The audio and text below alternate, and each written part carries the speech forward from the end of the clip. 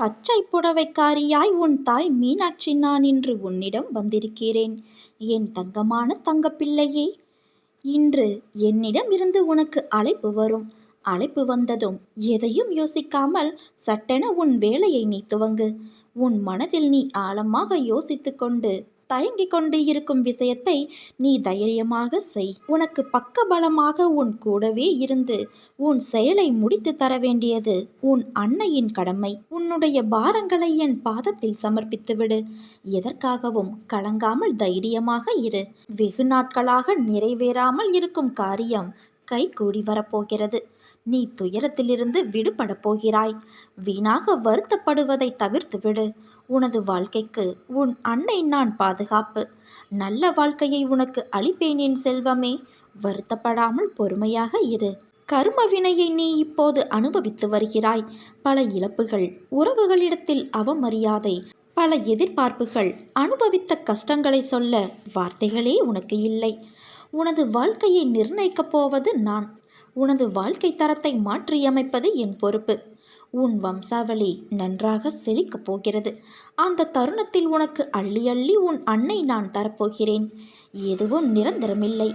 எதையும் வெளிக்காட்டாமல் இருக்கும் உனது நற்குணம் எனக்கு பிடித்திருக்கிறது என் செல்வமே. உன்னை பாதுகாத்து கரை சேர்ப்பது என் பொறுப்பு. நீ தன்னம்பிக்கையை மட்டும் இழந்து விடாதே. உனக்கு பக்கபலமாக எப்போதும் உன் அன்னை நான் இருப்பேன். உனக்கான இலக்கை நோக்கி நீ போய்கொண்டே இரு. உனக்கு துணையாக நான் இருப்பேன். உன் கஷ்ட காலங்கள் முடிவுக்கு வந்துவிட்டது. நீ இழந்த அனைத்தும் உன்னிடம் வந்தடையும் நேரமும் வந்துவிட்டது. இந்த கடந்து போன கடினமான நாட்களிலும் என்னை மறவாமல் எனக்கு அன்போடு அமுது படைத்த உன்னை நினைத்து என் கண்களில் கண்ணீர் அருவியாக பெருகுகிறது. அன்னை இருக்க எனக்கென்ன துன்பம் வந்துவிடும் என இருந்த உன்னுடைய வாழ்க்கை மற்றவர்களுக்கு உதாரணமாகப் போகிறது. நீ விதைத்த நல்ல செயல்கள் என்ற விதைகள் விருட்சமாக வளர்ந்துவிட்டது. அது கனி கொடுக்கும் காலம் மிக அருகில். அதை என்னோடு சேர்ந்து ருசிக்க நீ தயாராக இரு என் தங்க குழந்தையே. உன் குடும்பம் என்றும் சீரும் சிறப்போடு இந்த அன்னையின் ஆசிர்வாதத்தில் வாழையைப் போல குலைத்தள்ளி தலைத்தோங்கும். எவன் அகங்காரத்தை அழித்துவிட்டு நன்றி நிறைந்த மனதோடு என் மீது தன் பாரத்தை போடுகிறானோ அவனுடைய படகு கரை சேர்ந்துவிடும். கொஞ்சம் பொறுமையோடு காத்திரு. நீ உள்ளத்தில் நினைத்தாலே போதும்.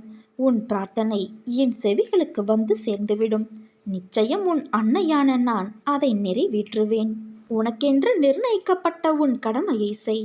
உன் உடல், வாக்கு, உயிர் முழுவதையும் எல்லாவற்றையும் வியாபித்து நிற்கும் தன்மையுடைய என்னிடம் அர்ப்பணம் செய்ய வேண்டும்.